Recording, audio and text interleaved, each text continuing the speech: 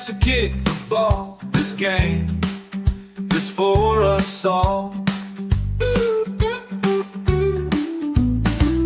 From Seattle down toward the Keys, this game is you, this game is me. Cats, dogs, and steer, either tree. This game is America, so sing it loud with me. College football forever. College football forever.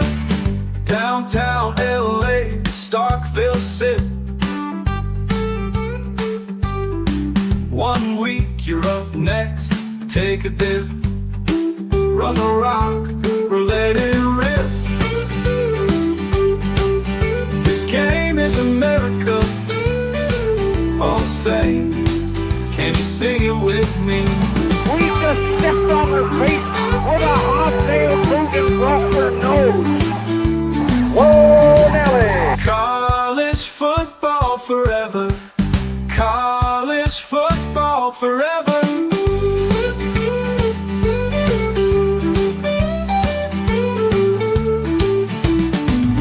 College football forever. College football forever.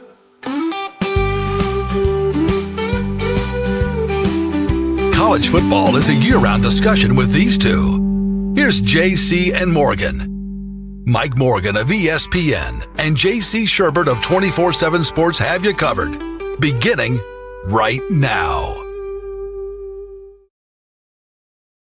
It is indeed the start of JC and Morgan, episode number 271. If you're scoring at home on campus 52 weeks out of the year, and we're kind of reversing our order a little bit. We'll get to the JC5 and the B block. And the A block is an A-lister. Oh, boy. And a first-time member. I don't know how we went this long without having Wes Durham on. We've had your partner on, Luganville, because he's like one of the... Oh, jeez. Him and Brando are like on our Mount Rushmore of regular... Of course Brando's on your Mount Rushmore. Well, you know, you got to get Timmy B in there, too. Big Daddy B. Got to have Big Daddy B show up. Yes. Never short of opinions, Tim Brando. He usually starts by throwing a diatribe at our employer, our other employer. Yes, I'm sure. Which, of course, I just sit there and don't say a word as he goes off. But right. I don't think you and I will do that. But No. I know you've got plenty of thoughts on a lot of different things. And I mentioned this before. I was thinking about this. You and I have known each other for over 20 years. I think we first met. Longer than that. Yeah, maybe. Shoot, I don't want to give away our age, but You might as well. at least 20. If you say it starts with a 3, you're probably right. Yeah. No, you're right. And then I remember like the first like detailed conversation when you were at Georgia Tech. Mm-hmm. There was a baseball regional in like 03. That's right. Yep. And you and I were just sat there and had a long conversation. And then I think the most fun we've ever had together, because you and I are not exactly bar hopping in Atlanta, even though we both live in the same area. Right. The NSMA Awards, National Sportscaster of the Year. Mm-hmm. I think every year I won it in South Carolina, you won it in Georgia, and that get together of all the announcers across the country, yeah, and just drinking beers and talking whatever. Yep. It's some of the most fun moments that I've had in this business. Yeah, our business is I always like to say this, especially to people who are in it. You better have good friends that are doing the same thing you're doing, or else you're going to be in trouble in this business. Yeah. And I'm blessed to have you and dozens of others now who I consider very good friends. And, you know, it's and now I'm the board chair of the organization. Holy cow. Holy smokes. Yeah. Chairman. Which is ridiculous, because that means I'm in charge of looking at budgets and like money and everything else that comes in, and it's insane. So, but yeah, I think this business is very unique in the light that we do something a lot of people think they want to do. Mm-hmm. We have to then convey to them it's just like a regular business. And then at the same time, the only people that truly understand the business we're in is the other people that are in it. Right. It's impossible. Although I have found in my, time in Atlanta, 30 years now, I have found some business people who I can connect to who don't do this for a living, who understand it. Mm-hmm. And now they understand kind of the bells and whistles and the push and pull and, all the things that come with being in the sports media in the 21st century that are that we never would have guessed in 1998 or 2005 or any of that. Now in 2025, it's reality. So it's an ever evolving business, very unique, sometimes Mhm. ugly, sometimes Yeah. fantastic. Because Yep.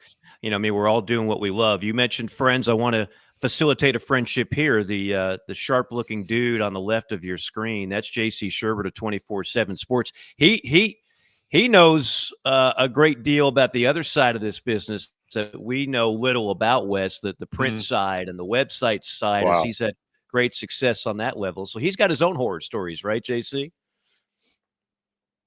We got to get that mic up, though. Oh boy, look out! That's always oh no, and he froze, and there's no mic. Well, we'll get back to Jason. Look at that. He went did I 0 for 1, 0 for 2, and then out. boom? Yeah. Did I mention we record this live? Yeah. There's a lot of. We'll get to the introduction here later. There's a lot of things I want to talk to you about. Okay. As we're kicking off. Now. There we go. Hey, all right. JC's in. I'm here. JC is in. I have to get a new mic cord, and I did to do that this morning because I got another podcast I have to crank out. But yeah, Wes, I was in Painesville, Georgia. Okay. In 2003. I remember that was the Micah Owings era at Georgia Sure Tech was. in baseball, and he was from Gainesville. Yeah, Victor So as a Menical, reporter- Micah Owings. Yeah, we had a lot of guys. Yeah. there. I went down and watched that regional. And of course, I'm South Carolina guy. They were in it, so I got a chance to watch as well. And I guess that's why Mike was there. But my first memory when I realized you were a pretty doggone good play-by-play guy was in 2003. I was at a Georgia football game with a coworker. Mm-hmm. We're driving back after a long day in Athens. Thankful we made it back. But Georgia Tech was playing Florida State on the road, and Tech was up 13-0. Mm-hmm. And Florida State came back and won. But Tech, that was the Reggie Ball era. Right. And man, just listening to you call that game that day was outstanding. And I always love to catch your broadcast. I grew up a Falcons fan, and just nothing but respect for the work you do and how you sound. They don't make them like you anymore. I think the classics, when you listen to some of the newer guys, are kind of a I don't want to say a dying breed, but it's just a different kind of sound now. But you always paint a great picture, and certainly respect your knowledge and the work you've done in this business. I appreciate that. Those are kind words. It's been fun. I've had a lot of good fortune. Been blessed in several fronts on this, and 18 years at Georgia Tech was a really good time, and all the other stuff kind of fell in behind that. And it's been interesting. The 2003 game you're talking about is I want to say that was a Saturday night game with Reggie Ball, and I think it was Chan Gailey's first visit to Tallahassee as head coach. Pretty sure it was. Yeah. It was a night game because Georgia was at 3:30, so we were coming back. So it was night. Yeah, that was the night they turned loose a walk-on named P.J. Daniels, who ended up who set a Georgia Tech bowl record for rushing yards and almost set an NC. He could have run for 500 yards against Tulsa in the ill-fated Humanitarian Bowl on the blue turf in Boise a couple of years later. But yeah, no, I remember that game. Yeah, Saturday night in Tallahassee. That was, there's still something, and you guys know this, there's still magical places in college football. You get Lane Stadium at night, you get Tallahassee at night, you get Clemson at night. We had Clemson Appalachian this past year in our ACCN package in primetime. And somebody said, what's this going to be like? I said, doesn't matter. It's Clemson at night. Still some of those places resonate across the country, in the Southeast especially. If they're playing at night, it's on. And so anytime you went to Tallahassee at night, it was pretty special trick for sure. I'm glad JC mentioned that, because I need to do a better job sometimes of reminding myself when we do this or any other show that we got a lot of people in their 20s that probably they know Wes Durham with the Falcons. Yeah, and maybe with TV. ACC. They're like, why are they talking Georgia Tech? What does Wes have to do with Georgia Tech? So, and they probably, again, if you're 25, I'm going to tell you a funny story in just a second. Go ahead. I was going to say, if they're 25, they might not even know about the legend that is your father. Oh yeah, who legendary longtime voice of the Tar Heels. So yeah. So let me play a little bit of "This Is Your Life," okay? Okay. And go back since we're talking quote unquote old days, Yeah. Your father, Woody, legendary voice of Tar. How many years did he do? 40. He did 40. 40. I 40 mean, even. Yeah. and as we know now, and you and I both did the radio trek for respective schools, used to work for the same company. Yep. That's extinct in terms of having a radio voice there for that long a time. The turnovers there, guys that are doing radio, local radio, are morphing and doing what you did, which is leave for television and sometimes national radio, et cetera, et cetera. So that's a whole other story. Like, and back then, not every game was on TV. Correct. So you truly identified with every game with the radio voice. He was your pilot to know what the heck was going on.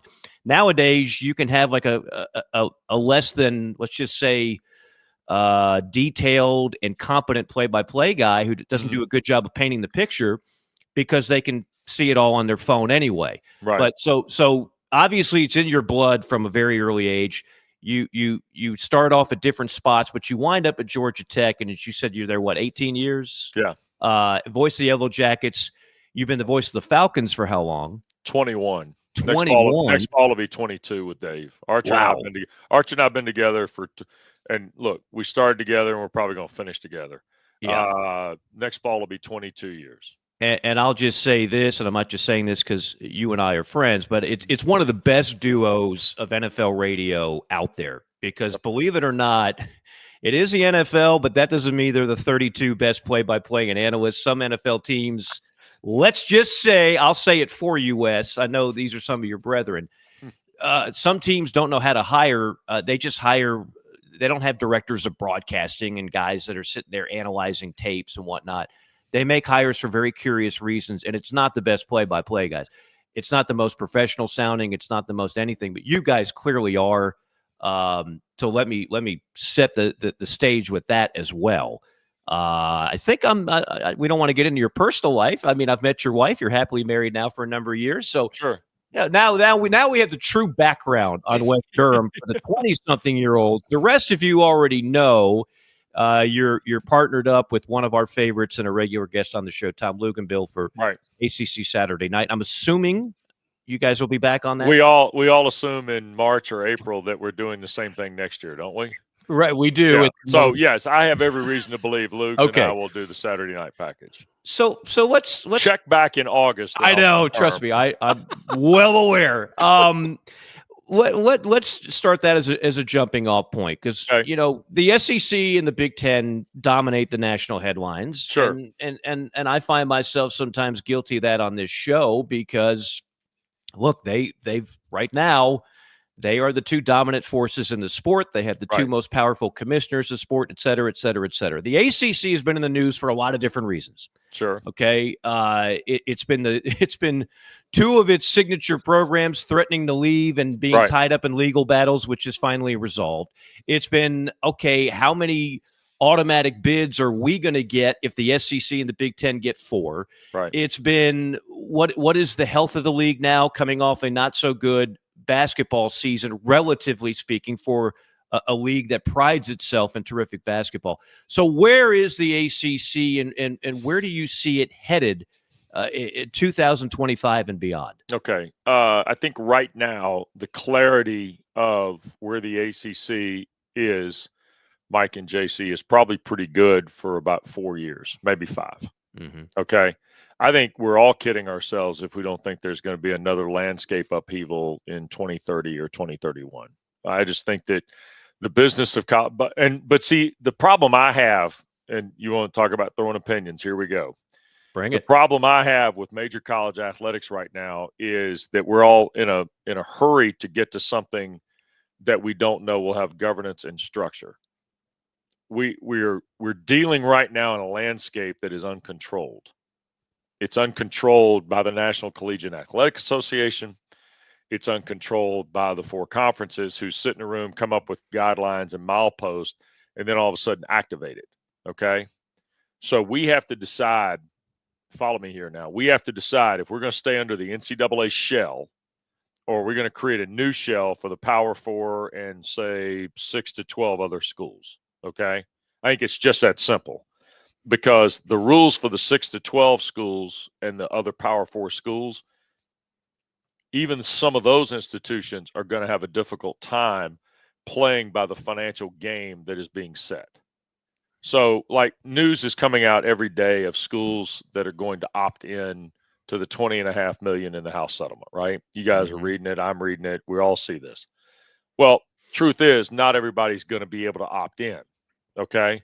All these schools, and let's take FBS football, not just the Power 4. We'll take all of FBS. All of these schools in FBS are not going to be able to opt into power or into the 20.5 for the House settlement.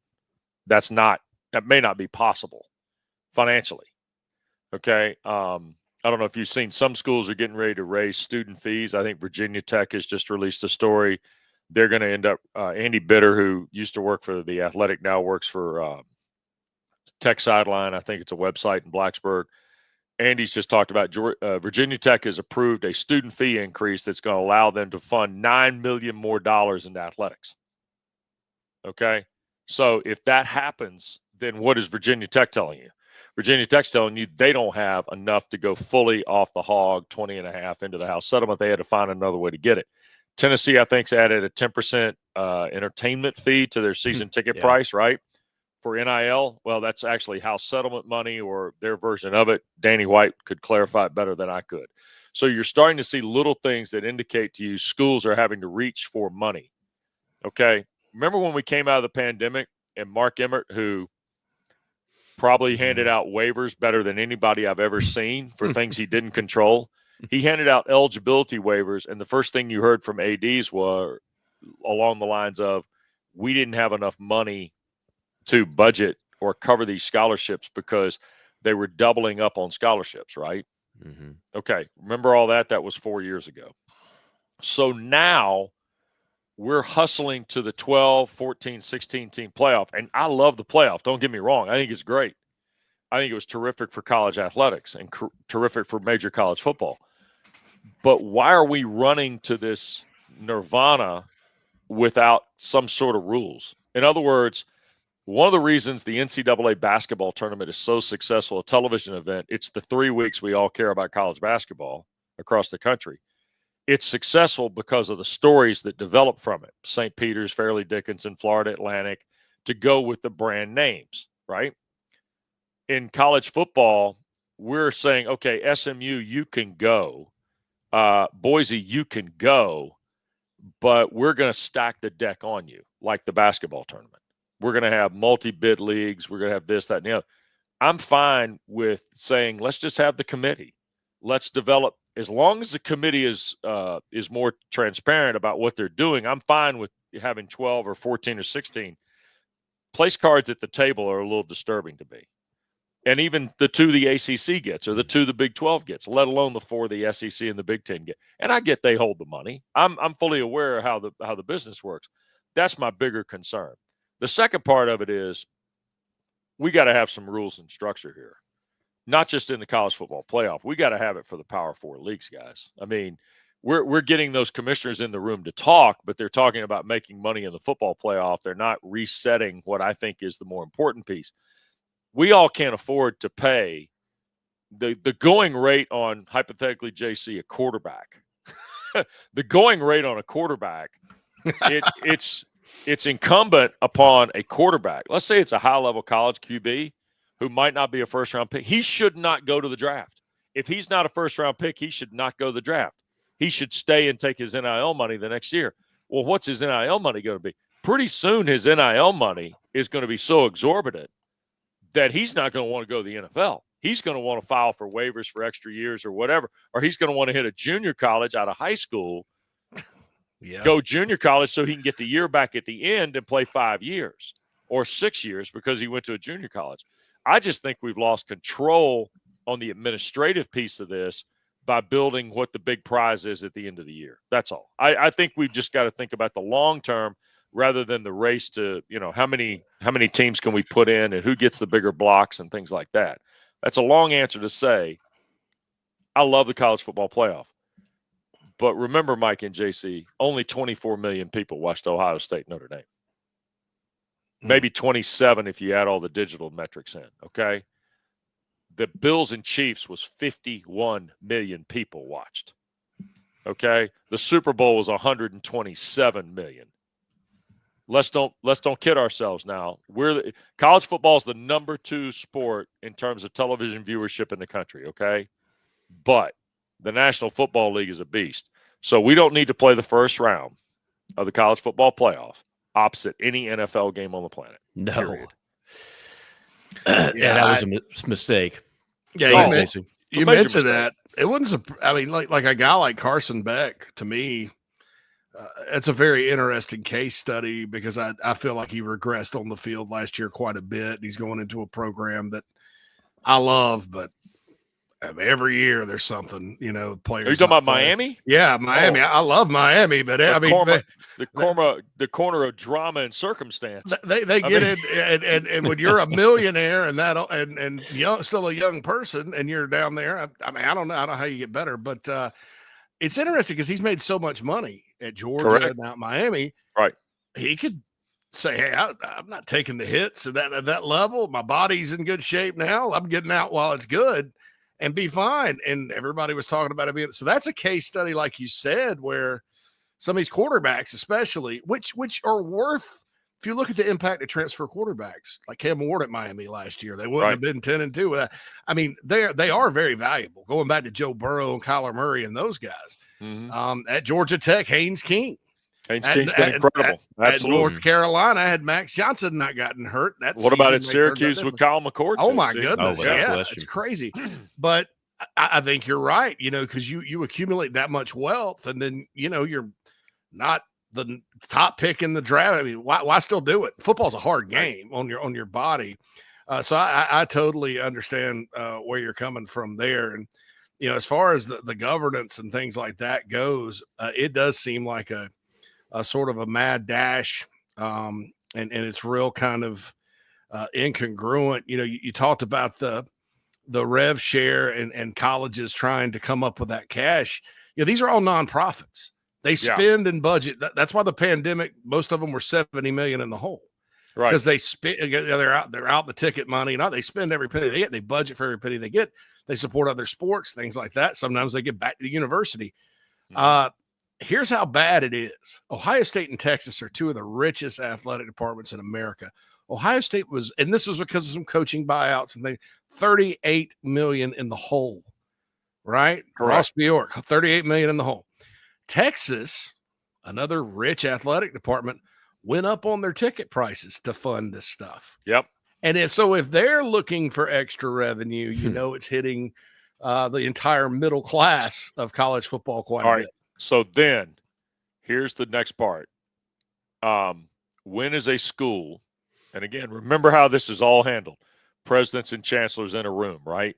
No ADs, no football people. This is all the headline CEOs of the academic houses.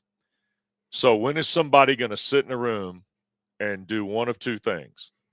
One, hey, guys, we can't afford to do it anymore. We're out. That's number 1. Or number 2, when is another president or chancellor going to sit in a room and go, hey, school X across the table, you guys aren't meeting the salary cap. You guys aren't meeting this. You guys aren't meeting that. So guess what we're going to do? We're going to cut you all loose, essentially fire you from our conference, and we'll replace you with somebody else. Now, the minute a chancellor or president fires another guy who's a chancellor or president from a league, that's going to be unbelievable. The minute a school quits because they can't afford to do it and just throws their arms up and says, we're getting so far off course from what our mission is as a school, that's going to be news. And when one precedent of those is set, there'll be others to follow, in my opinion. Well, while we're on the subject of economics, I have 2 concerns, and both of these circle back to the league you are knee deep in right now. Number 1, I don't know how it's sustainable, and this is why Florida State and Clemson were so desperate to get out of the ACC. It's not like life wasn't good for them in the ACC, or they just felt they had to be a part of the SEC of the Big Ten. I think it's just they're simply looking at the economics of the deal, right, and seeing the fact that the TV money is on a crash course to be double The SEC and the It Big is. Ten Mhm. double of what the ACC and the Big 12 bring in. How is that sustainable if you want to remain competitive? And then the ACC's new, I mean, I give the ACC and Jim Phillips credit on one hand. They are trying to manage, in some cases, maybe an untenable situation, which you have two premier programs that are basically telling the world we desperately want to get out of your league. Right. So we have to tilt the scale economically. We have to give them more money based on success and even ratings, which I've never thought was imaginable. But then if I'm Wake Forest, if I'm Duke, if I'm these other programs, Boston College, I mean, heck, even Virginia Tech, like at some point, Cal. well, yeah. Yeah, absolutely. At some point, they may be saying, you know what? The Big 12 doesn't look so bad right now because we clearly are at an economic disadvantage in our own league. No question. And I would, this is another time for another show. I think Clemson and Florida State look the same on paper. It read differently in some places for me. And philosophically, I think Clemson and Florida State were actually after two different things. I actually think Clemson wanted to stay all along. I think Clemson just wanted to restructure, which is what they got. Right. Florida State said a lot of big huff puffy things standing on the hood of cars, but I'm just not sure Florida State ever realized the lack of value they were bringing to the table, and that no conference was going to be saddled with the get out price. So, we'll see. I mean, 5 years from now, as we said at the top, here's the other part, Mike, I would offer on this. I don't think that the small private schools, even the ones with the ginormous endowments, are absolved of this. I think everybody, and I mean, JC just pointed out, Texas and Ohio State are having to retighten the belt a little bit here. When Texas and Ohio State have to retighten the belt, that's the top of the food chain, in my opinion. Because if I recall correctly, reportedly, nobody ever really knows for sure in the world we're living in, which is another problem. Texas and Ohio State were two of the half dozen or seven schools, JC, that were paying well over $15 million in NIL in football last year. Ohio State was 20. Okay. And I'd be the main Texas schools, and really now Texas Tech, because they got a tech bro that just sold his company that's a booster for Texas, billions. who by the way played pro football with Ben Hartsock in Indianapolis. That guy was a pro football player with Ben Hartsock. No doubt. And so I told Hartsock, you made a bad financial decision. You could have gotten in with that cat. No doubt. You wouldn't have to be doing a damn Sirius XM trick. So, Yeah, I mean, but the two Texas schools, A&M and Tech, they spend over, probably around 20, I would guess. But surprisingly enough, places like Georgia and Alabama are kind of in the 12 or 13. That's right. Based on information I've gathered. Like you said, it's hard because then there's all these people that assume, well, this is a good roster, so I assume they're paying this much, and that's it doesn't add up like maybe we would think. But yeah, both of those schools paid out good money. Ohio State sponsors 36 varsity sports. Texas is a school that aspires for greatness in everything, like Ohio State does, not just football. And if they're trying to find revenue, that's very telling. And we haven't even gotten to the part yet, Mike. I was talking about schools quitting or somebody firing somebody. Before we get to that, don't forget we're going to get the drama of a school saying, you know what, we're not going to play this sport anymore. Oh, I think that's right around the corner. And then we're going to get a lawsuit behind it. And we haven't, by the way, also clarified how Title IX works in this either. See, that's what I mean. We're running to this race. We're trying to hit this tape on something. And yet we're forgetting to take the steps. We're forgetting to take the soft steps to understand, hey, look, we got to account for Title IX. We got to do this. We got to do it. I mean, because you make a misstep with Title IX, and then all of a sudden now you're talking about the federal funds of the institution. Now, those are also hanging in the balance anyway. So anything on the periphery that is of some semblance or structure to an institution beyond athletics comes into play when you start talking about the amount of money we're now talking about.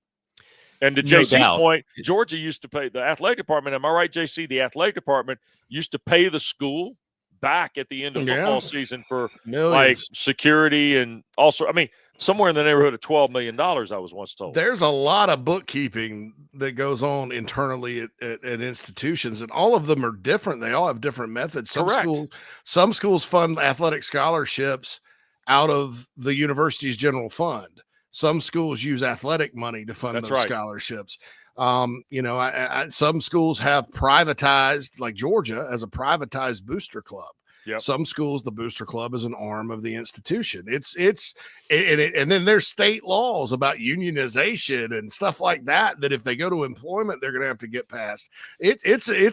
You're right. I mean, the horse is ahead of the saddle here. Yeah, in quite a big way. I don't know about football specifically is what's bringing in the money, and also what's the rest of the sports. I think you're just kind of along for the ride. Here's what I was thinking about this morning. The NFL is set up for parity, like correct. That league. And so absolutely, you're talking about a very unique sport in football. Mm-hmm. It takes a lot of people, a lot of money to compete, a lot of resources. Go below and look at the high school level, and think about high school football across the country. Those most all states are divided up into different classifications with playoffs based on what? Resources. It's all based on our student body size, and that inevitably normally means more resources. Well, how do we get to 7A in Georgia? We got 7A in Georgia because schools got more resources. Right. Exactly. Gwinnett County is always going, the Gwinnett County mega schools out there. The University of Beaufort. The University of Beaufort. And Beaufort's a smaller school, but you do have smaller schools like that, private schools, Beaufort, Gainesville, that they have resources too in different ways. Carrollton. Yeah. Joey King's got an indoor facility. Florida wish they had a few years ago. Hey, the city school concept in the state of Georgia is great for high school football. My God. I learned that living there. But so at all different levels, you have, rules and setups in place based on resources, because the NFL, it's the resources here's your cap, here's what you can do, spend it how you'd like. But that's the part I can't understand, guys. I can't understand how we didn't get to a cap on this.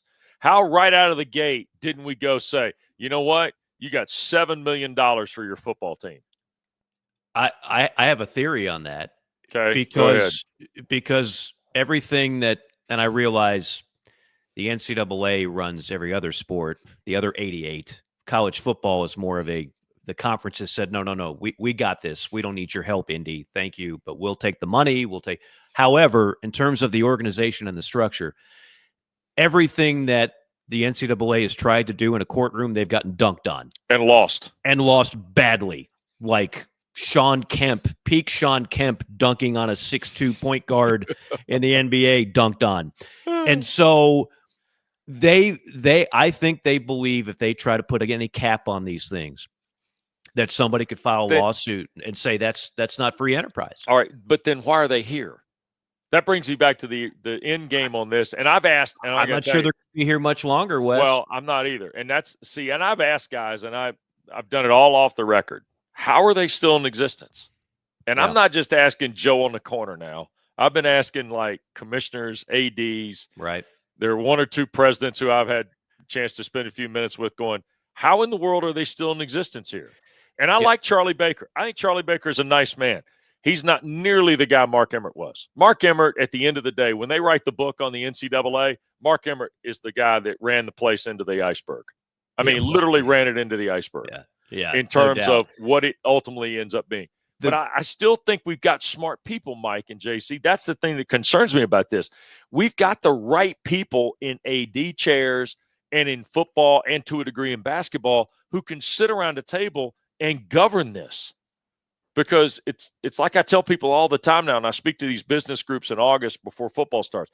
Happiest people involved in college football are retired coaches, okay? They love being retired. Absolutely no chance they're going back. They don't want to be a part of it. That's part of the reason they got out in some cases. Others just timing worked their way. The second happiest people are television executives. Because every Saturday they can program 15 hours of this on any channel, and people watch it. Now, they watch it in different ways. They watch it in different terms and links, but they know every Saturday it's going to happen. The best description of the NCAA I've heard, I can't take credit for it, and I don't know who coined it first. I know Rick Neuheisel uses this term a lot, and some other people. They are an event planner. If you want somebody to run your championships, they're great at it.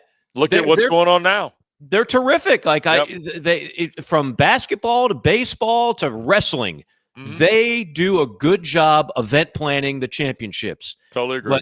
But football wants no part of it. Football's like, you sit over there at the kiddie table. We got this, and we are not sharing this money like we do in basketball with you.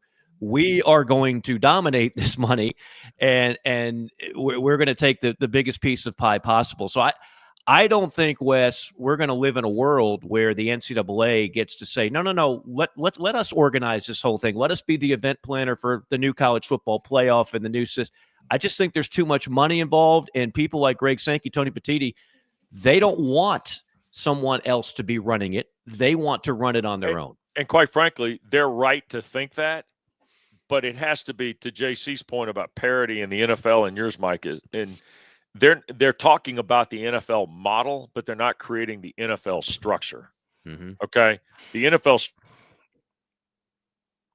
now Wes got muted.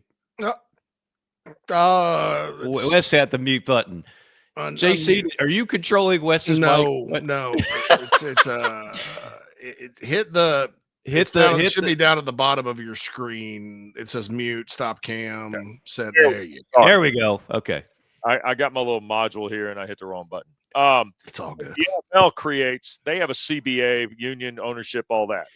There's a way you can do this in college, but slow down the process for just a minute and take a breath and start to figure out what it is. That's the problem I've got an issue with. So one last thing on economics. Right. And unfortunately, the two are tethered together. If you want to really know about what's going on in college football, you can't just ignore the economic equation because it's massive and it dominates everything. Let's go back to the original question that got us down this rabbit hole, which is how in the world, because we use Power 4 as if they're all equal, which they're clearly not. You could compare the Big 12 coffers to the Big 10 financial coffers, and it's night and day. So how do the schools? I'm just throwing ACC at you because obviously, and I know, and I'm not trying to pigeonhole you into one league. You can talk any league, right? But on the ACC side of things, I don't want to see the demise of the ACC. I don't think most fans of one league or another want to cannibalize the other, and you still need competition. You still need other parts of the country to be successful. You still need other leagues to be successful. But how are you going to do it when you're literally bringing in one half the revenues of the Big Two? It's a great question, and I don't know that anybody's got a great answer. For me, it's going to have to come through the same reason you had the rise of football in the 90s and early 2000s. You're going to have to – your coaching is good. Even with some of the turnover that's occurred, your coaching is still really good. I think you've got terrific young coaches like Brent Key at Georgia Tech, I think, is doing a heck of a job. I think Fran Brown at Syracuse has done a great job. I do believe that Mike Norvell has got a really good program at Florida State. I think they made some calculated errors following the season 2 years ago and got smoked out. And I do believe he's one on it. There are a lot of people that get smoked out by the portal. Yeah. I don't follow recruiting. Mike, you know that. I never have. I leave it up to guys who can do it like JC and Luganville and all these other people because it just makes my head spin. But I would tell you this, the portal and the high school balance have to work. And like Texas A&M 2 years ago, I think Florida State got burned by it this year. You got to spend the right money on the right players. And we're seeing it. It's much more focused in basketball. When you put a lot of money on a bad player, you see it right there 30-some times a year. In football, they still wear a helmet and run around. You're not sure they're getting a block. But if it's a bad quarterback, a bad running back, bad wide receiver, bad defensive tackle, you see it a little bit more. But I think that the ACC's got to do it with coaching. It's got to do it in player evaluation. I'm one of the people incredibly fascinated, and this is another show for another time. Bill Belichick, I'm completely fascinated by that. I was bringing that up in just a second. Yeah, we don't have enough time. The idea of the intangibles only increases in a place like the ACC and the Big 12. That's the easiest way to put it. I think the Big 12 and the ACC are in an interesting spot together And I'm of the belief that Jim Phillips and Brett Yormark maybe ought to spend some more time together, because I think if you're going to be aligned that way by the two big powers, Tony Petitti and Greg Sankey, then you ought to take it and make the best that you have. Totally agree. It's the one reason in closing that I've got a problem with the allotments in the expanded playoff, because what happens the year is the Big 12 and the ACC going to qualify for those at-larges every year. Mm-hmm. You know, those at-larges become premiums. If the SEC and the Big 10 are going to get 8 spots in, let's say, a 14 or 16-team playoff, and the ACC and the Big 12 are going to get 4, well, then how are the other 4 set up outside of the one G5, right? I mean, are those going to the SEC every year? Are they going to go to the Big 10 every year? Because I'll tell you this, and I would say this if it were the other way around. The ACC and the SEC, or the SEC and the Big 10, what they don't want to do is dilute the product. Mm-hmm. You dilute, and no offense. I mean, look, there are plenty of good teams, and you can do it the right way, but don't dilute the product. If you dilute the product, America's going to start noticing. Yeah, and they won't watch. Yeah, that's a good point. It's also a tough sell if the same 5 teams are playing for the title every year. Yeah. So we don't have that in basketball because older is better. But in football, it's still the teams that are recruiting the best, and then they can sprinkle in the right portal guys because they got the most resources and the most tradition and everything else. Yeah. And so it's just painfully predictable. Exactly. And that's the part, I think, again, if we slow down just a touch here, I'm not saying don't do it. I'm just saying don't run pell-mell to do it. Let's sit and look at it. Can I see the 12-team thing play out for 3 years? Maybe see 14 play out for 3 and then go to 16? Or do I just have to do 12 for 2 and then run like hell to 16? Follow the money. Oh, I know it's there. And by 30, we're going to be there. I mean, by 30, we're playing 16 teams. Oh, there's no question. Yeah. There's no question. All right, we got to at least get one like on the field question. ACC, give me some teams that you like that actually can be a player. Of course, last year you had SMU. That was not a shocker to the people that host this show. We warned people SMU was going to be a factor right away, and they obviously were. But give us some storylines you're looking for on the field for the ACC. The return of Clemson to prominence nationally. I think last year at the end of the year, we've hyped up Cade Klubnik a lot in the last couple seasons. And he started off woefully last year against Georgia. He got better. And then I didn't think he had a particularly good game against South Carolina. He was pretty good in the championship game. And then, Texas was Texas last year in Austin. I thought, the bigger issue was what they were defensively, and they fixed that. I thought for the last 3 or 4 years, it's ironic in this light, they've had some of the similar problems that Florida State had for Jimbo Fisher. Clemson's not been great in either offensive or defensive line the last couple of years, and people just kind of say, well, it's Clemson. They're going to be good.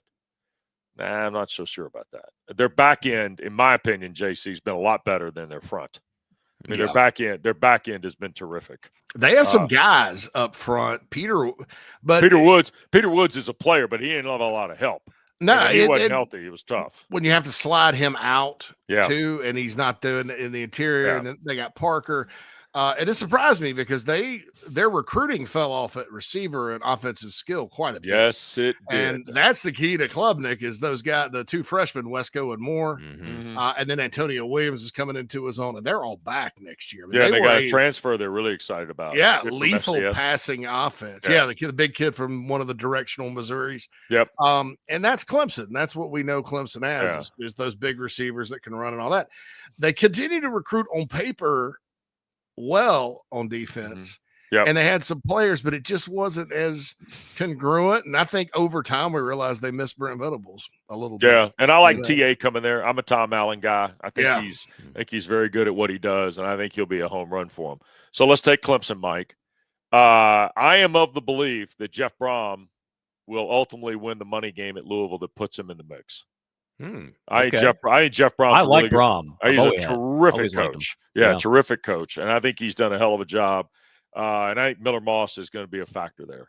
I do. I just think Miller Moss is a fit, much like Tyler Shuck was a season ago. Shuck stayed healthy, helped them. Miller Moss stays healthy. I think Jeff Brom's a little bit of a QB whisperer. Yeah, I do. And the third team is I'll stay with you guys on this. I think Rhett Lashley and SMU aren't going anywhere. They've Back done well in the again. portal. Oh my God, they got Kevin Jennings back. They got a running back they like. They've got offensive linemen. Rhett Lashley, look, Rhett Lashley is a hell of a football coach. Period. End of sentence. Stop. Right there. Just a good football coach. I will sign up for Miami, but I don't know how long I'll stay signed up. Welcome to the You're club. not going to get Cam Ward production 2 years in a row. No chance. No chance. But you know what you He do was have? unreal. Yeah. And here's the thing. You busted 2 years ago when you had the defensive talent to be that team. Right. Last year, you busted in 2 games you should have never lost. Mm-hmm. Okay? I mean, you should have never lost the game in Atlanta, and you should have never lost the game at Syracuse. Ever, ever, ever, ever lose the game at Syracuse because you know what's on the table. So then, at some point, this has to kick in. I'm with JC. I think Beck downgraded last year. I think a lot of it was off the field. I think a lot of it affected Georgia as a team on that side of the ball as well. And I think that's why he's in the portal and not the draft. And I think at the end of the day, Miami has put enough pieces now on both sides of the ball to get it home. Here's the good news for the ACC. And this is the last thing you need to know. The ACC is playing real football games in the first 2 weeks of the season. If they perform well in those real football games, and they're across the board now, it's not just one school. If they perform well in those games out the gate, the league will be in the national conversation the rest of the fall. Right. If they don't in the first 2 weeks, we'll see what happens. Yeah. Similar to November, December in basketball. The key to me with the ACC, because the footprint's good for football, man. I mean, you look at the NFL draft numbers, the ACC puts more guys in the draft than the Big Ten most years. Yep. I don't know about the expanded Big Ten, but the old Big Ten, they definitely did. Sure. Florida talent, you got access to Texas talent now, Virginia, North Carolina, all those states are good. I think the key to that league is the schools that can be good need to be good. You don't need Duke going 9-3 anymore. I mean, no. I think the Wake Forest run under Grove and Clawson, although I like the hire they made, I think that's probably coming to an end in this new era.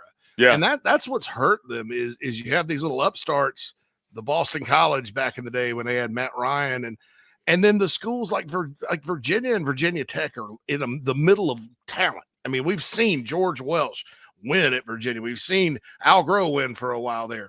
We've seen Virginia Tech be a powerhouse. Pitt won a national championship back. They're in the middle of talent. Yeah. And North Carolina is probably just like they're similar to Arizona State in that they're a sleeping giant in football. State of North Carolina is going to have 12 million people in it soon. Yeah. That's directly related to your in-state football talent base. These schools have a shot. Georgia Tech's getting back.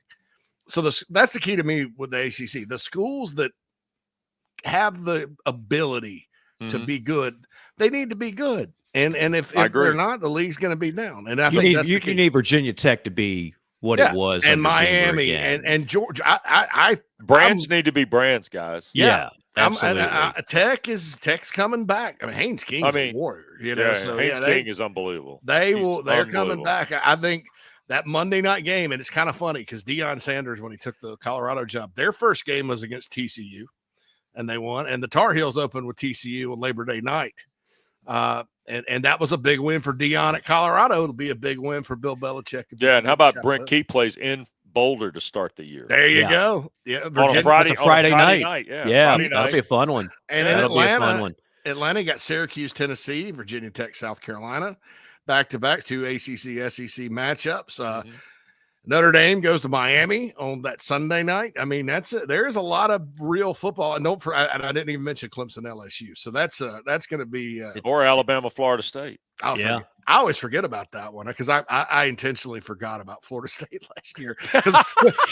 Well, it made me sad because they never got home from Ireland. I mean, that was I loved watching that game because I'm kind of a closet Georgia Tech guy anyway. And bless your heart. Bless your heart. And me and my buddy were sitting there celebrating week 0. It was only game on, but even down to like half of their stadium was blocked off. It looked like it was like a high school championship game. Most games, I forgot about them. But I'll tell you this: people that want to just dismiss them. Watch that game with Bama. Watch it because they'll be back. And I'm with you. Mike Norvell's a good coach. He's a really good coach. And Gus Malzahn, can flat out call offense if he has the right guys, and I think they will. They had misses in the portal, and sometimes you live by it, you die by it. They had it was their key 2 years ago. It was their demise a year ago. That's a lot the of best big, way to put it. A lot of big names, not a lot of substance in that portal class. All hat, no cattle, JC. We'll let you out on this. We do talk some hoops on this show, especially this time of year. Okay. Other than Duke, give me an ACC team that you feel can have a successful run. When's this going to air? Well, technically right away, and then eventually. I don't feel – I got to be honest. If Cooper Flagg comes back, I think Duke can make the Final Four and win the whole thing. I do too. Stop. Now, Clemson, the loss of Dylan Hunter to the broken hand, they're going to have to – Chauncey Wiggins, the kid from Grayson in Atlanta, is going to have to be consistent in the postseason for them to get back to where they were a year ago. Louisville just got completely train wrecked on the draw. Okay? I think Louisville is so much better than an 8. That might be just enough juice for Pat Kelsey to flip the entire power grid switch. Mm-hmm. And I wouldn't want to be – and Auburn's had a great year, and I like Auburn a lot. I love Janai Broome. I love the way he plays. Baker Mazzara is a bit of a different taste for me. He's a wild card. Oh, he's a wild card. He's a flagrant 2 waiting to happen. But I like their team. I really do. Bruce is, the ultimate showman in today's college basketball. But Louisville is scary because Louisville is about Louisville. They're not – I mean, they scout. They do all the things you want them to do, but they are so energy-driven by their own stuff. And Kelsey's done a remarkable job there. Outside of Duke, I'm actually going to tell you Louisville. Yeah. Because Rain Smith healthy, Rain Smith is a game changer in this tournament because his ability to hit shots. You have to pay attention to Edwards and Hadley and James Scott on the pick and roll, and certainly what Chucky Hepburn does. But there's not many shooters in the tournament like Rain Smith. Yeah.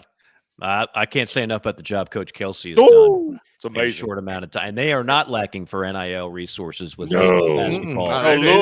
Louisville had a federal savings and loan up there now. They were old school. Yeah. They went and just did it like you're supposed to do it. Heck yeah. And look, I've made the drive, as Mike probably has, many times between Louisville and Lexington. That's not. Oh, yeah.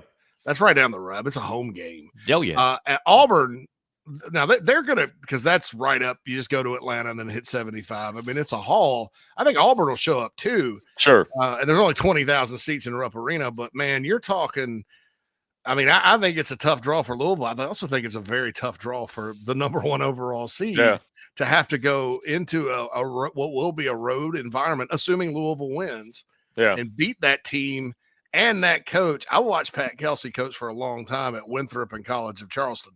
That guy gets it, and he's a stone cold winner, and they're not going to back down. So that's going to be interesting second round. I'd take Louisville too. Somebody asked me Monday morning what I thought about Louisville and Auburn. I said, well, there'll be a fist fight for tickets in the street outside Rupp Arena. Oh, yeah. I mean, there'll be people in, like red fighting people in orange in the street. Mm-hmm. Let me have that ticket. No, I've got this ticket. And then somebody will beat the hell out of somebody else and take their ticket. I mean, you guys know what I mean. Those are two fervent fan bases that just want a piece of the action. Well, and it's incredible. Wes, for years, I have fought this. Well, if you're a basketball school, you can't be a football school. If you're a football school, you can't be a basketball school. I did called a number of games at Auburn before Bruce Pearl, where it was beyond. There's got to be a stronger word in the dictionary than a moribund program. I mean, it was depressing to go do a game at Auburn, and it had that feel of they are just never going to be relevant. Bruce comes in there and just does what Bruce does, and now Auburn basketball fans, they don't just pack up that arena; they travel. Oh, yeah. They're doing the Kentucky thing, and they're going to games. So, to your point, they'll be out there. I promise you. Street, man. There will be plenty of that. Listen, I know we've kept you long, and we definitely won't wait as long before we have you back.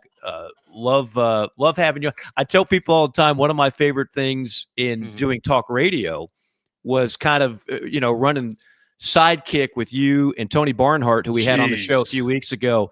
Barnhart and Durham. I always call Atlanta the mecca of college football, but for years and years, it was underserved because all they wanted, the guys on radio wanted to talk about was the Falcons and the Braves, right? Yep. And you guys came in and said, "The hell with that. We're going to give you a really good couple hours of every day." And I still never forget, we were at SEC Media Days, which you and I have been to more than a few of those. I call those union labor meetings, JC, Yes. because everybody's invited. They're allowed one vote, and they move That's on. right. You never see them the rest of the year. You remember the one year at the Winfrey Hotel, there's a piano just sitting there on Media Row, and the dude from Leonard Skinner just walks up there and starts playing piano. Yeah. I'm like, what the hell? Don't that was forget awesome. don't forget the Winfrey motto, where European elegance meets Southern hospitality. Don't ever forget the motto of the Winfrey Hotel. Don't forget the year where I said, I think we were on the air, and I said, I don't know, Wes, about this crowd here, these non-football fans, but SEC Media Days has gotten a little leggy this year. Like, it was like all these like 5'9" supermodels were walking through the hallway, and you got all these schlebs doing talk radio, like just gawking at them. Remember that? Since this is a podcast, let me tell you this. The SEC Media Day at the Winfrey, thank you, where European elegance meets Southern hospitality. I say the whole thing. Oh, my God. That was the first time I ever realized there was some sort of PD medicine available on ED medicine available on the market, because to Mike's point, JC, there was a leggy walking through the Winfrey on Radio Row handing out samples. That's right. That's awesome. That's right. If Munson had been there, it would have been the greatest scene in America. Oh my God! What is she doing? Oh my God! Look at the talent here. We're European elegance. Look at this. Oh my God! These poor schleps on radio are like, this is my fantasy. Oh my God! If only it was always like this, covering sports. Geez. But I the other thing I remember was when peak Saban. And you got back. This is back when some coaches actually would do interviews with you. Now hardly anybody does, and Saban hardly did any of them. And you got 100 stations going. Nick, can you give us a few? And with the cachet of Barnhart, you and I had Nick Saban come to our table and give us 15 solid minutes, as only Nick can. I was like, this is pretty damn cool. So that was a lot of fun. Barnhart and Durham was. I know it's now in the archives, but man, that was great stuff back in the day. Wes, we always appreciate it, man. Keep up the outstanding work in this off season. I know you do a lot of great stuff, kind of periphery stuff for ACC Network, not just calling the games. A lot of great interviews and everything else, and people can catch that. And of course, we'll catch you again closer to football season. Thank you, Wes. Thanks, Take care, guys. See you soon. You got it. Be well. Take care. Wes Durham, one of the best in the business, and again, as Wes mentioned at the top, I've known him now for I think more than half of my adult life. We've just kind of crossed circles, and just so happy for his success, not only with the Falcons, but now with the ACC Network. We are JC and Morgan, presented in part by MGNA Wealth. For all your financial needs, Sean is always ready to help you and your family out. 954-289-9000. 954-289-9000. Go to mgawealth.com for more information. Privately owned company since 1984. They will take exceptional care to you, not just one of these random brick and mortar chain financial. There's only one MGNA Wealth, and they've stood the test of time, and they get unbelievable results for families all across the country, no matter where you are. Check out the website again, mgawealth.com. We'll check out the JC5 on the other side of this quick time out.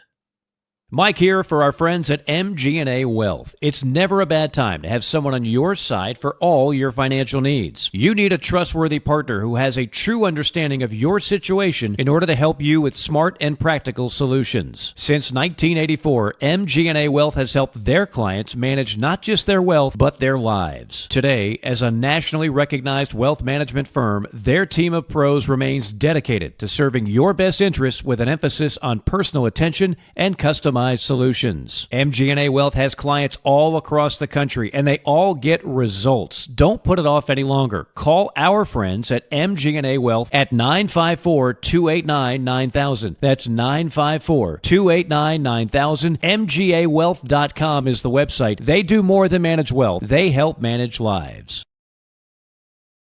Low on energy? Struggling with inflammation and poor digestion?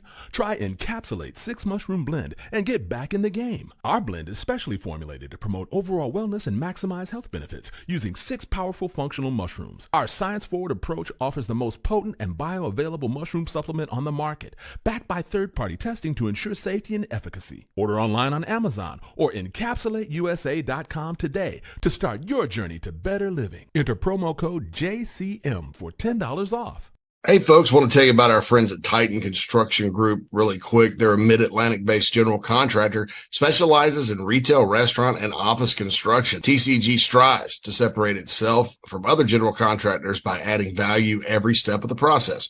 From project budgeting to estimation, value engineering to construction, they focus on those relationships and not the transaction. Titan builds partnerships one project at a time. Among their clients are Starbucks, Crumble Cookie, Blake Pizza, Home Goods, 15 plus years experience, based in Midlothian, Virginia, and contracted in Virginia, West Virginia, North Carolina, and South Carolina. So get on their website, TitanCGinc.com. That's TitanCGinc.com. Get in touch with Brad if you're in need of a general contractor that focuses on going above and beyond for their clients. That's Titan Construction Group, a proud sponsor of the JC and Morgan podcast.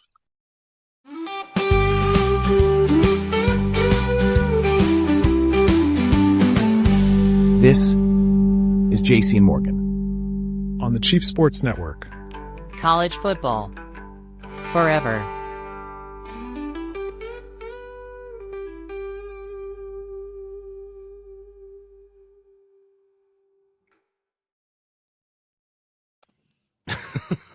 The guitar riff gets me every time. It's very dramatic. We just kind of let that play out. We let Wes play out. That was great. Great stuff by Wes. We're going to do the JC5 kind of out of order. And I don't know, because Phil's doing double duty, if we'll have Pipes, Mr. Gary B, on the JC5. If we have it, go ahead and play it, Phil. And if we can't, I got a little message. He's got the other show. That's understand. All right, I'll do it. I could. And now it's time for the JC5, number 1. All right. So Deion Sanders had a good idea the other day. Okay. And he doesn't have bad idea. I heard it. I know where you're going with this. Yeah, wants to play another team for the spring game. That's not happening. Not happening. But what I did think about, Mike, is this, and I kind of sounded off on it on a local market show earlier, and I'm gonna see what you think out of it. I don't see why there's any reason, at all from the NCAA standpoint that college football can't have combined practices. And my point in all this is, it is fundamentally stupid when you talk about football, when you think about, you don't have junior high teams that play a first game without getting a look against somebody else in some form or fashion, whether that's 7-on-7 or a combined practice or a scrimmage game or a jamboree. The NFL certainly doesn't do it. The NFL has combined practices all the time. I understand, like, college football coaches are paranoid and secretive and all, and everybody's looking to steal from you, including your players. So I get it. I don't understand why you couldn't have a combined practice with a lower level school. Although the lower levels may not want you to see their players. But anyway, I don't see the problem, as far as the rules go with doing it. And if we're going to sit here and nickel and dime and squeeze every bit of revenue out of this product like they're doing, don't you think that you need to put things in place to improve the product? So what do you think about Deion's idea, plus the idea of combined practices, or at least so coaches can get a look at their team before they actually play? I mean, combined practice is what you do in NFL every year. That's the norm. Some of the best fights in training camp. Yeah, every one of them. There's riots sometimes in those things. If you see the Raiders on your inner practice schedule, there's going to be a brawl at some point. That's just the norm on that. But preseason games are the norm on the NFL too, although we're scaling those back. This is my take on it. It's a very popular thing to say. I've said it for years. I want it. We all want it. We're not getting it. coaches are a paranoid bunch, and they don't want to have to stress any more than they need to during the off season, other than having to worry about which portal players they're getting and everything else in recruiting, which is now a 365 day of the year deal. I just don't think we're ever going to see it. So I love the idea. Dion, do it, man. Go ahead and schedule something. Play a junior college. Play a Division II school. Somebody might take you up on it. But on the whole, coaches of major universities, they're not going to do it. I just don't see a world where that exists. Junior college team would be a good idea. Actually, yeah, because you're and hey, they may, as Wes pointed out, maybe getting more players now that Maybe. You remember Marathon Oil, by the way? Oh yeah, Marathon Oil, athletes in action. Athletes in action in basketball. I mean, you have a lot of these, and I'm not talking about arena ball or the UFL, which our buddy Louisville's calling. That's actual pro football on a lesser scale. But you have a lot of these semi-pro teams around, right? Mm-hmm. And you could probably get paid like college football, but not this year, because everybody's worried about their budget. But in the future, you could get 50, 100 grand from a program to bring in a group of 23 or 4-year-olds that used to play for fun with a coach. There's plenty of coaches out there that love the game that would do it and go give you a look, man, against somebody else. I mean, that would be, we should start that, Mike. I'm right there with you. I will lead the charge. I'll come up with a bullet point presentation. But I'm telling you right now, I just don't see a world where, Kirby Smart of Georgia, or Kalen DeBoer, Brian Kelly, Ryan Day say, you know what we're going to do this spring? We're going to practice against somebody else, and heck, for the spring game, let's go ahead and let's take on Illinois. But it's just they don't want to mess with all that. Hell, they don't even want spring games. We're getting to the point now where I think the spring actual game, which has been less and less of a game year by year by year, I think it's going to go the way of the dodo. They'll have spring practices, which you won't be able to see, and you'll get your little practice report. So-and-so looked real good. He had 3 pass breakups, and that's about it. You're not going to get much more than that. They're talking about, some of the coaches have said, I guess the board or whatever that votes the coaches, and they they don't always adopt what the coaches want, right? No. But they kind of, there's some support for moving it all. If they're going to keep the second portal period in the spring, moving it all to like summer workouts. Like, in other words, you have 2 weeks in June to get in the pads, get out there. Everybody's on campus anyway in June, because it's now the recruiting month, like January used to be. And that way you have all your freshmen in. Very few freshmen wait until August now. It's always, unless there's some academic issue, they're always there in June, going through summer school. You have your whole team. You have all your portal guys. You're not going to lose anybody in theory, although the situation at Wisconsin showed us that if a player is motivated to leave, he can, and then he can go be eligible someplace else. You just can't get in the portal, which means other schools can't contact you, but you can go. So that's the thing there. So I'm all right. Number 2. Yeah, number 2 with all that. So number 2, it's I'm looking at this TCU North Carolina Monday night game. And I'm looking at all the talk coming out of Chapel Hill. We just talked ACC, so it's a good time for that. Realistically, your gut feeling, because I could go either way on it. I think it's feast or famine. Do you really think that the New England Patriots model is going to work in college football? Not just from an on-field coaching standpoint, but from a roster construction development standpoint. It is, right now, March 19th, 2025, the year of our Lord. Give me your gut feeling on that. I think Bill's going to have to adapt to college, not the other way around. I think his whole process, which was never questioned and never, there wasn't much pushback when he was in New England until he finally got let go. I think he's going to have to adapt. And I don't think he's incapable of adapting.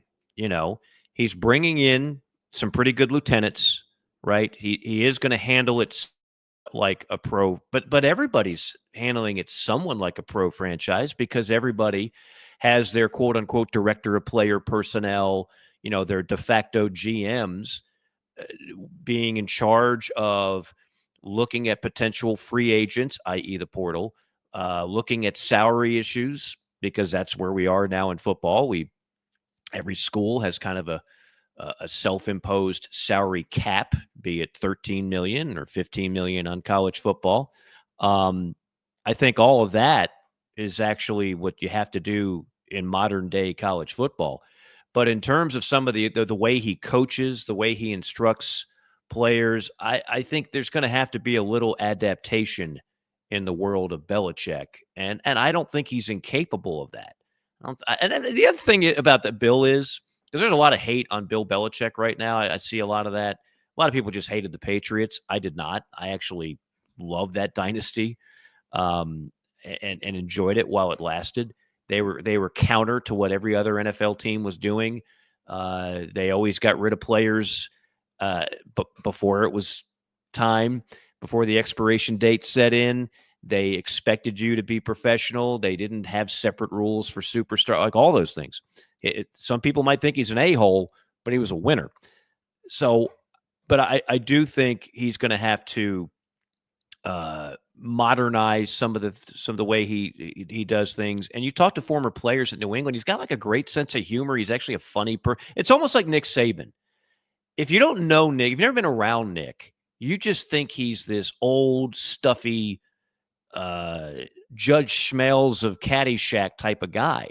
But if you've actually been around him and if you've talked to him, he's funny, he's personable, he's engaging, and former players actually love him. So I don't think Belichick is going to be this complete a-hole 24/7 that no recruit's going to want to play for. I actually think the opposite is true. To me, Mike, it's not Bill. It's Lombardi, the GM. Right. I think that your whole way you put together a roster in college football is still fundamentally different, even though we have some pro elements. There's development, there's projection, there's all that stuff. And there are some similarities between what how the Patriots fundamentally operate and how college does, right down to, hey, you get to a point, bye, because you're out of eligibility.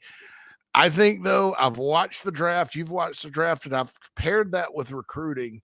And there is, at that level of football, because it's the pros, it's the highest level, a lot of arrogance. And I just see them making a lot of mistakes, passing, not being forward thinking with it, taking flyers on guys. I've never seen guys that were totally in the NFL the whole time come back to college and be good at it often. Pete Carroll was the exception. He went back to the pros and obviously was good. Harbaugh was a college coach before he's a pro coach. And it's the same is true with coaches going to the NFL. But I think when you start talking about NFL personnel directors versus the guys that work at the college level and understand recruiting, it is a different world. There are thousands of players to evaluate, not just hundreds, and you don't have the resources to thoroughly evaluate them. And I think there's going to be a lot of interesting decisions they make that will do them in at some point. If it goes the way I think, he may be a pleasant surprise. I mean, I'm with you. I love Bill Belichick. All right, number three.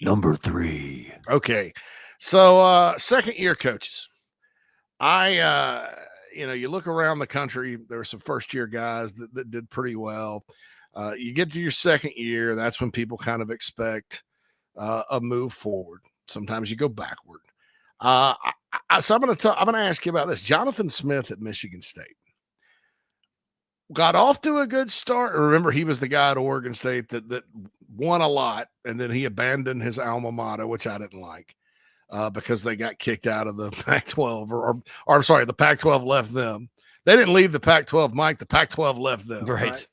And he leaves that in shambles and takes the quarterback on the way out the door. Not only that, he took the good quarterback. You took the good China So, you took the good China, inner female name there. So you took the good, and so but I always thought he's a hell of a coach, and Michigan State's a perfect place because they're the type like under Antonio de La Swan. Your outlook on the Spartans and not necessarily, I don't want you to break down their roster or anything, but do you see them making a move back? Because I think they should be kind of in that next tier. There's no reason why Illinois should be better than Michigan State of the Big Ten. And I thought it was a good hire, and we got to wait to see how it turns out. But second year, 5-7 last year, got thumped by Indiana at home. What are your thoughts about the Spartans, and what is the state of Sparty? I think you hit on the key thing. It's there for the taking, right? I mean, once you get past Ohio State, Michigan, Penn State, that next tier is wide open. There's no reason why Michigan State can't be back to maybe not D'Antonio levels, because a couple things had to happen for that to be the case. Number one, they had to be really good. Number two, some of those other programs I mentioned had to be going through some stuff. Well, Penn State was really going through some stuff, right? I mean, you had people at the NCAA trying to make a power move and basically did everything they could to bury the program. It's the closest thing to the SMU death penalty we've ever had. Well, they've obviously finally gotten out of all that funk. You had pre-Michigan Harbaugh, which was not as good as it should be. So things like that helped.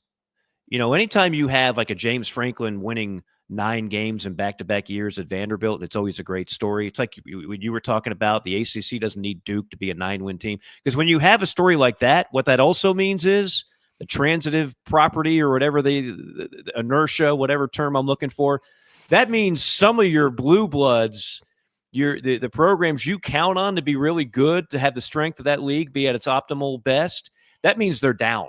That's the only way that happens. How does Missouri win 2 Eastern Division titles in the SEC?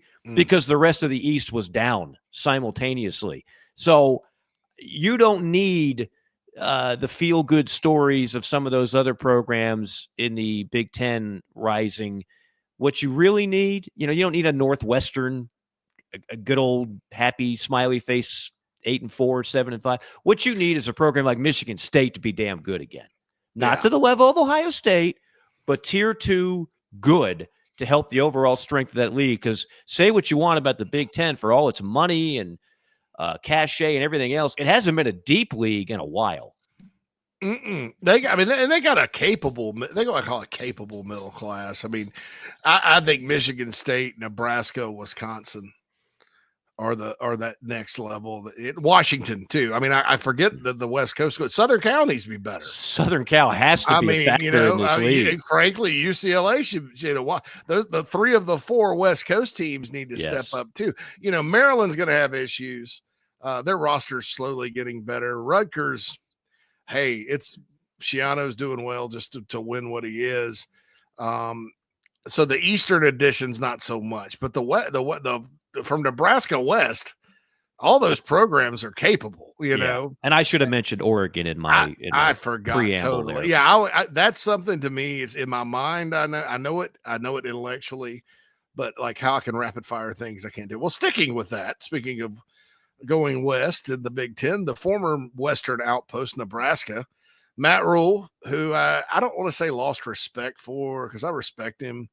I just find myself disagreeing with him almost daily. But they have Dylan Raiola back, and they hired a guy named in the middle. It was a pretty gangster move. Hires Dana Holgerson as an analyst. 2 weeks later, just hands him the keys. I think it's well documented that he made a huge mistake with his first offensive coordinator hire, as other schools have done with that particular offensive coordinator. But it's Dana Holgerson now. So Nebraska, Mike, is Bill Callahan tried to open it up there a little bit. Pelini. This is going to be completely different style of play. This is air raid. This is Dana Holgerson running an offense at Nebraska. Merely more fun to watch and going up a step in bowl. right? Or because remember, first bowl since 2016, Right. last year for the mighty Huskers, mighty Yes. Huskers. Step and bowl, or could they be a legitimate team in that league? Well, I'm glad you acknowledged the progress because baby steps for those in Lincoln. They've had to recalibrate their expectations on what they are and what they can be. It's not 1990s Tom Osborne option football dominance is not walking through that door. It's not. But Nebraska can and should be not just a bowl program, but a program that could actually compete for some playoff spots. So yes, I'm in. I'm in on the mullet on Dana. I'm in on all these things. I'm a Matt Rule guy. I know he's not for everybody. I think Matt Rule is actually the right guy for that job. God knows everybody else they've tried has failed miserably, including the prodigal son, Scott Frost. So I am bullish on Nebraska football, headed in the right direction. Number 5. All right. One more, and then we got an actual chat row question about the Florida Gators. This is awesome. Thank you, Doug, for coming in and visiting with us today. It's a basketball question because my wife made me ask. I don't know if you read the story about the Troy coach not signing any player that doesn't like to eat at the Waffle House. I did not see that. No. The Troy University, known as a football and baseball school, real good at baseball, real good at football, not so much hoops, but man, they're in the big dance. And they interviewed their coach. He said, well, let me just tell you this. You got to like the Waffle House if you're going to play here. I mean, hey, whatever works nowadays, right? Yeah, absolutely. It's such a mess. So they're playing Kentucky in the first round. She wants to take Troy, but she wanted me to ask you your legit take. I know you watch Kentucky and other teams, all the teams around the league. As an SEC basketball play-by-play guy that's seen everybody, your legitimate opinion about Kentucky. Could they be upset prone this year as a 3 seed like in past years, or is this a team you feel like will advance? I feel like they're a little bit limited because they don't defend well. So, I think Mark Pope has done an exceptional job. And if he just wins one tournament game, that's more than they've gotten out of Cal recently. If he wins 2, that's a lot more than they've gotten out of Cal recently. 2, and I consider that a major boost for a program that's going to get much better players, and you presume will not be as they're still missing Butler. Like, they've been injury prone all year long. That is not a true Kentucky roster that you're seeing. So the sum has been greater than the parts. I think without the bracket in front of me, I know I filled it out, and at best they're probably Sweet 16. I hope they make a run. I love the story. As you know, my wife is a huge Kentucky fan. Want to keep her happy, but I think there are better teams in this field that could cause a little bit of a stumbling block. I think the over-under on this is a great little side wager for those of you that are into that kind of thing. The over-under on SEC wins total in March Madness is 20.5. So you got 14 teams, 2 of which are favorites to go to the Final Four in Auburn and Florida. How does that all pan out? And I didn't go all homerish here, trust me, because I have several SEC teams getting bounced early. You know, Texas and Oklahoma to get in was great, but they're not great teams by any stretch. Ole Miss, I don't know how far they can go. Mississippi State, I don't know how far they can go. But I love me some Auburn, Florida, Tennessee. I think all 3 have Final Four capabilities. To Doug's question, how many wins does Billy Napier need to keep his job? His offensive scheme does not impress me. I know DJ is great. We have great receivers, but his scheme is unimpressive even with a new OC. Yeah, and that's the question too. Like, is Billy gonna finally give up the reins on play calling? No. The answer is no. How about no? Yeah, and so every time they struggle on offense, that's going to be on Billy, and he's going to hear it. I think you look at that schedule, and everybody's going to be obsessed with Lagway. You know, you've got 2 really good sophomore quarterbacks, Lagway and Lenora Sellers, and that's going to be the focal point of the media attention. But so much of both those teams' success is going to depend on their defense. And I'd be surprised if Carolina's defense doesn't take a step backward. I don't know how big, because they had a ridiculously loaded D. And then and many of those players are going to be drafted here in about a month. And then on the Florida side, the defense played well at the end, but for the most part, you got to be better. If Florida's going to be relevant again, they haven't had a dominating defense in Gainesville in a long time. Minus the COVID year, and I put the COVID year is like almost like a blur. And the COVID year, their offense set a record, though. I mean, they were good. They were good, but not to the like Brandon Spikes. Those teams. Those teams, for whatever reason, JC, recruiting as well as anybody on the planet. There's not exactly a shortage of talented defensive players in the state of Florida. So I don't know how it hasn't been better, but it just hasn't been. I mean, Muschamp and McElwain had the opposite problem. Even though Right. McElwain won the division twice, I'll never forget they beat LSU and the offensive juggernaut Les Miles it was a battle for the division. You talked about the division being weak in 16. Because there's a rescheduled game because of hurricane last week of the season on a Sunday in Baton Rouge.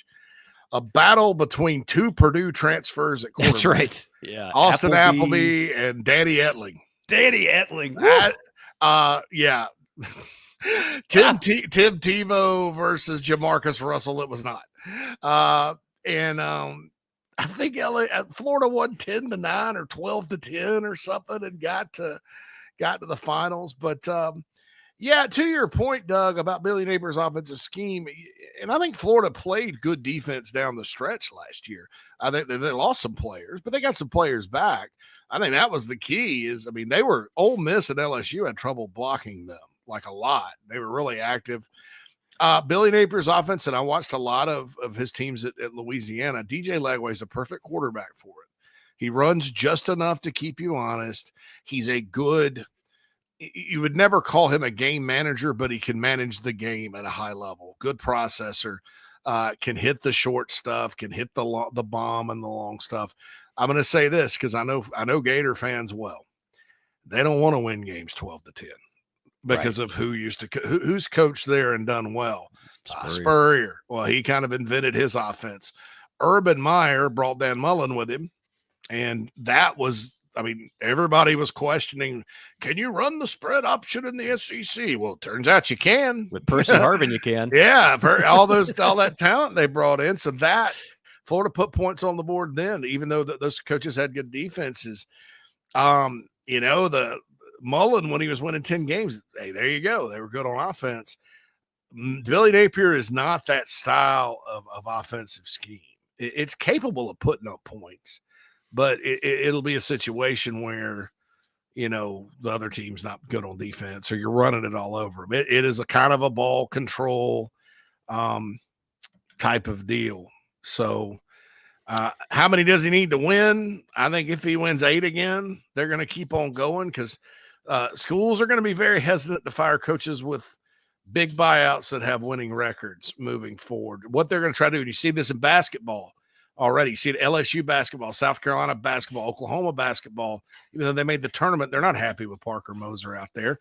Instead of pulling the trigger on a coach, they're going to reinvest in NIL and fun. Are we giving him enough to get players? And somebody, I think it was Feldman or somebody like that, pointed it out in a column the other day. That's a quicker path to success, is reloading your roster. That's more important than coaching. It is. And you used to not be able to do that in college sports, but you can't. So you may as well just get rid of the coach, but you can turn it around fast. And that's a quicker path and it's cheaper.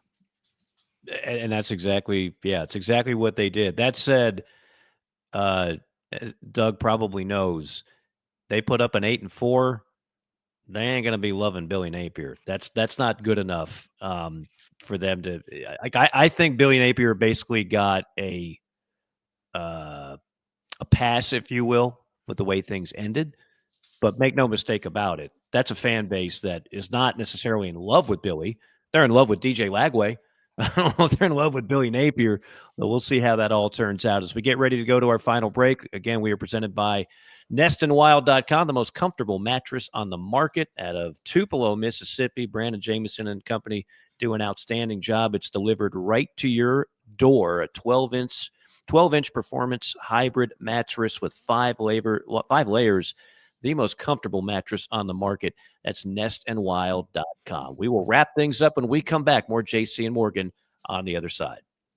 Low on energy? Struggling with inflammation and poor digestion? Try Encapsulate 6 Mushroom Blend and get back in the game. Our blend is specially formulated to promote overall wellness and maximize health benefits using 6 powerful functional mushrooms. Our science-forward approach offers the most potent and bioavailable mushroom supplement on the market, backed by third-party testing to ensure safety and efficacy. Order online on Amazon or encapsulateusa.com today to start your journey to better living. Enter promo code JCM for $10 off.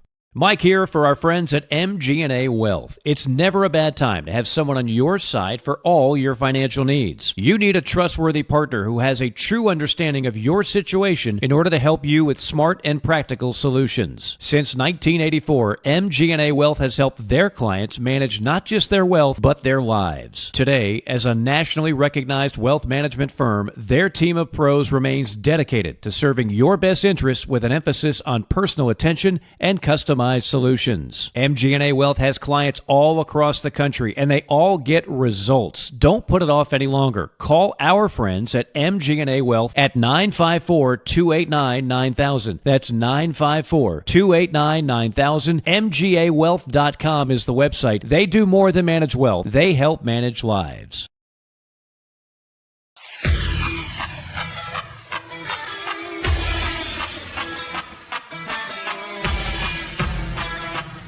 We're passionate about making sure that the Nest and Wild mattress is the best it can be. Made well and made right. Right here in Tupelo, Mississippi. So how can we do all that? Work. Hard work. And that means something. The Nest and Wild mattress is a movement. It's a pride in where you come from and where you're going. So get comfortable. Because this movement is just beginning.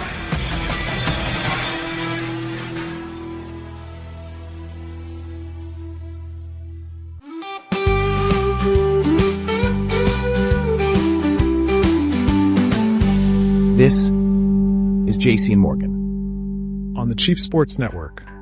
College football. Forever.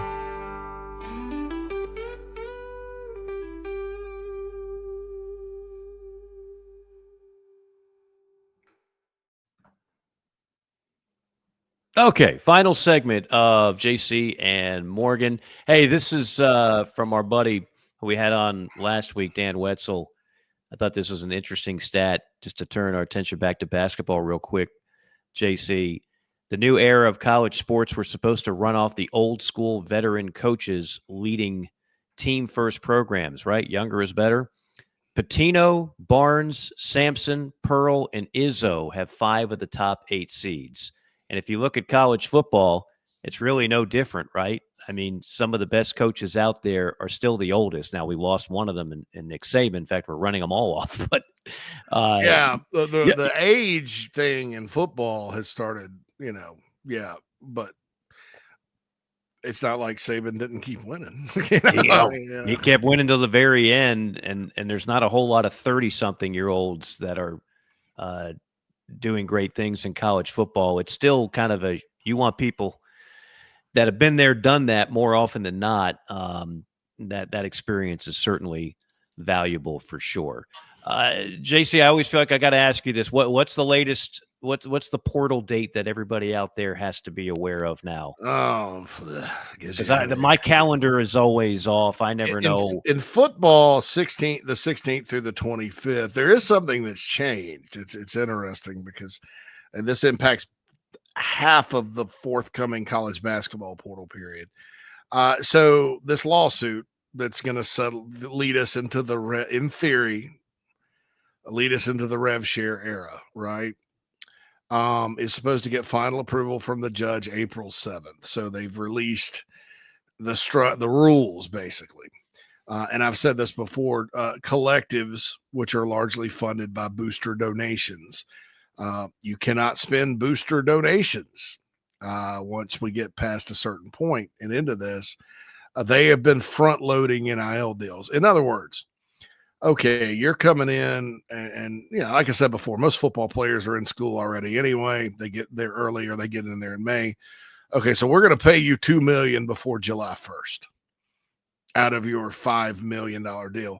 It Mike, to give you kind of an example and everybody else an example out there, similar to the signing bonus and how you can get around the salary cap in the NFL with a signing bonus. So in other words, these guys are getting their deal to play next year with NIL could be $7 million. I don't know if anybody's getting $7 million. Let's say 3. Well, 2 of that is going to come out of collective money before July 1st because you can only spend so much out of rev share. This is the last year, in theory, this is going to happen. Right. And because people are like, well, what about NIL? Well, NIL, if the lawsuit settles and barring legal challenges, which is the case with everything, you're just not going to have that much because it's going to have to be approved.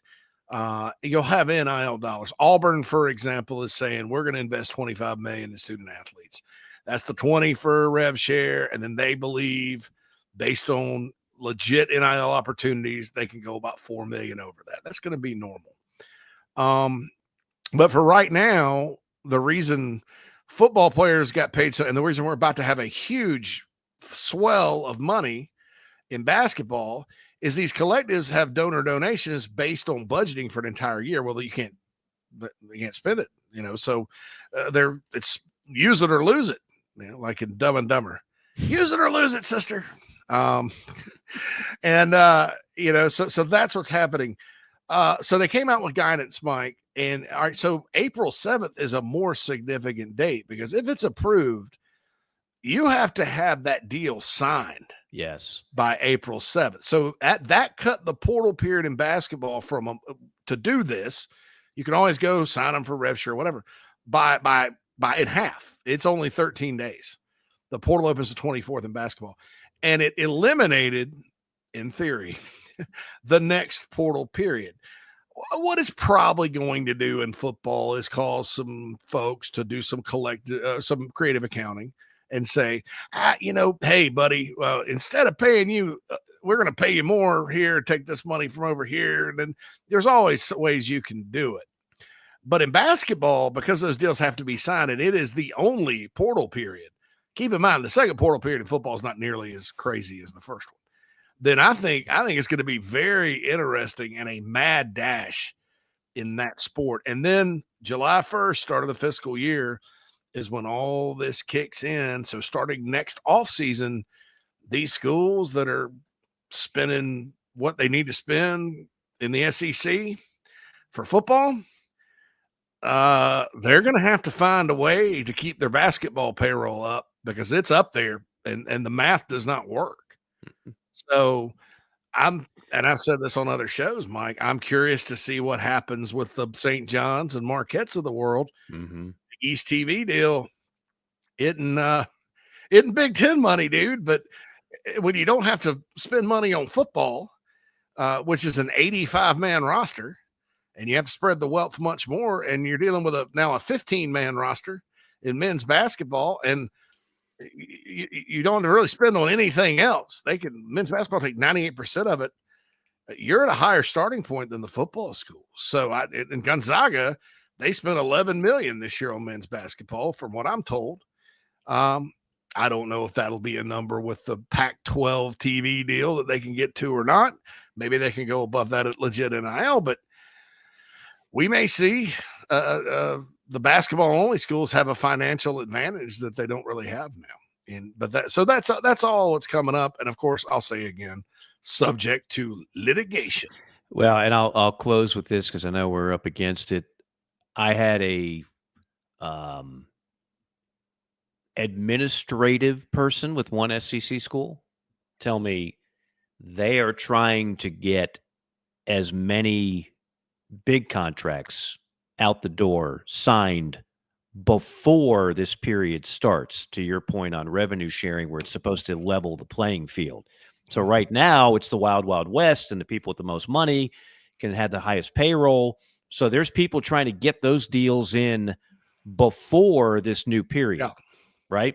Oh yeah, definitely. And what's it used to be like the thought was, Mike, get it in before July 1st. Well, now the lawsuits about we're 19 days from final approval. Now, in the details of a federal lawsuit settlement, you have to abide by it. I mean, you get in trouble with the law. Yeah. I'm the law.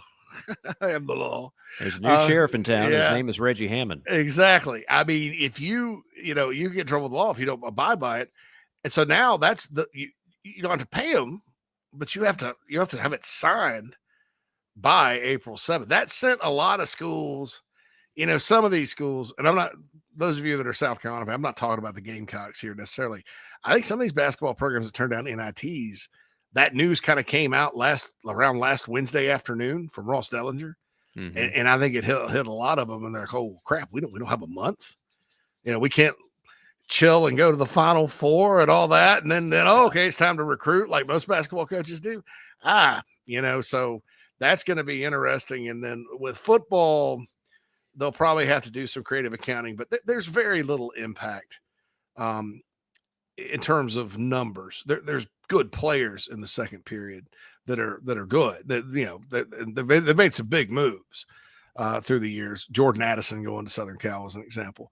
But it's not, I don't think there's going to be that much hullabaloo, other than maybe they have to get a guy that they've previously signed to redo his deal to get his money sooner. And who in the hell doesn't want that? So that's Right. pretty. Football's easy, but basketball got really, really interesting as far as a mad dash goes. It's always we all have to become accountants now to follow college athletics. It's It's about to interesting drive deal. me up a tree. I can't imagine doing what you do to have to keep up with all this. I love, I love digging in and explaining it, but I mean, it's hard. It's such a moving target. And then, dealing with fans of this show and other shows and stuff, it's a large audience, and not everybody listens to every show and everything or reads everything. And you do have to repeat yourself because dadgummit, it's confusing. I mean, it is really confusing, and it changes every week. Right. So Wes Durham said a lot of very good things. I need to kind of think about and process myself. I mean, he was very wise. He was with what he said in that segment. And everybody that maybe missed it or wants to hear it a second time, go back and listen to it. As we like to say, these interviews in the off season are evergreen. They're not totally time sensitive. We know the overwhelming majority of you can't listen and watch this live. You go back and you watch it on YouTube, Facebook, Twitter. You listen to it on iTunes, Google Play, and Spotify. So for those of you that missed all this live and missed the Wes Durham interview live, it's not time sensitive. You won't be outdated. It's not like a loaf of bread. It'll be just as fresh as when we did it live. Any other news on the way out in terms of how they can catch this fine program, JC, and keep our audience growing and strong as we continue with year number 9 of this? Yeah, go to the Chief Sports app, download it. That's where you get our live stream. Also, we're on Spotify, Apple, used to be called iTunes, Apple Podcast, I guess, Google Play, iHeartRadio. We're on Audible. So if you listen to a nice Victorian novel one night, you can also pop up JC and Morgan and listen to us. My wife, when she was my girlfriend, actually, we lived in separate states, and she actually listened to JC and Morgan while she was falling asleep. And I was like, does that mean you like really are into Mike's voice? He's a little better than mine. No, it was your voice. I don't know. I'm going to get it.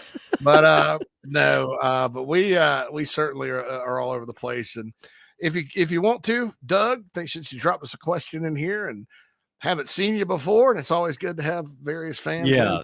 Go rate us 5 stars on the podcast, on the Apple Pods, and write a little review if you don't mind. Yeah, we just got, I can't remember the name of the poll, but we were number 30 nationally in terms of best football shows / podcasts. So we appreciate that. I know we'll continue to grow on that. And we appreciate all of you that have been loyal over the years and all the newcomers coming in. Tell your family, tell your friends, JC and Morgan, each and every week on all of these platforms. For Mad Dog, Phil Molinax, again, our thanks to Wes Durham. Mike and JC saying so long for now. Another JC and Morgan in the books. We'll see you next week.